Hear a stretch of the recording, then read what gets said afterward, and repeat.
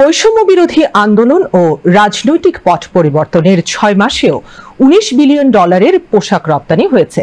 এতে দেশের তৈরি পোশাক খাতের রপ্তানিতে প্রবৃদ্ধি হয়েছে 13.28%।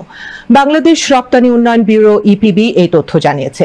চীনের সঙ্গে যুক্তরাষ্ট্রের বাণিজ্য যুদ্ধ ও বাংলাদেশের গণতান্ত্রিক রূপান্তরই এর কারণ বলে মনে করছেন এই খাতের সংশ্লিষ্টরা। বিস্তারিত মাহবুব খানের রিপোর্টে।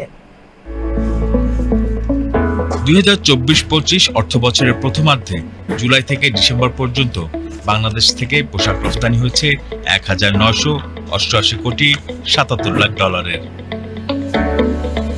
এর আগে 2023-24 অর্থবছরের প্রথম 6 মাসে রপ্তানি হয়েছিল $1,755 কোটি 69 লাখ 20 হাজার।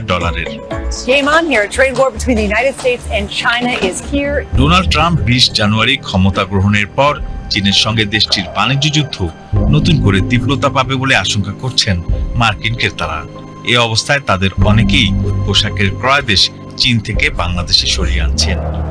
অতিরিক্ত এই ক্রয়াদেশ ধরতে রীতিমতো হিমশিম খেতে হচ্ছে বাংলাদেশের পোশাক রপ্তানিকারকদের। পোশাক সরবরাহকারী বিকল্প দেশ তৈরি হচ্ছে।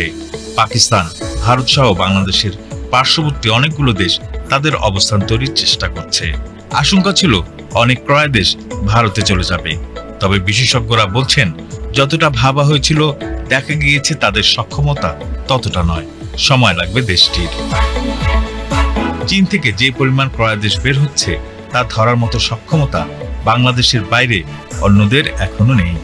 বর্তমান অবস্থান থেকে আরো উপরে যেতে বাংলাদেশে এখন বিপুল পরিমাণ বিনিয়োগ হওয়া প্রয়োজন বলছেন খাত সংশ্লিষ্টরা। মাহবুব খান, বিটিভি নিউজ।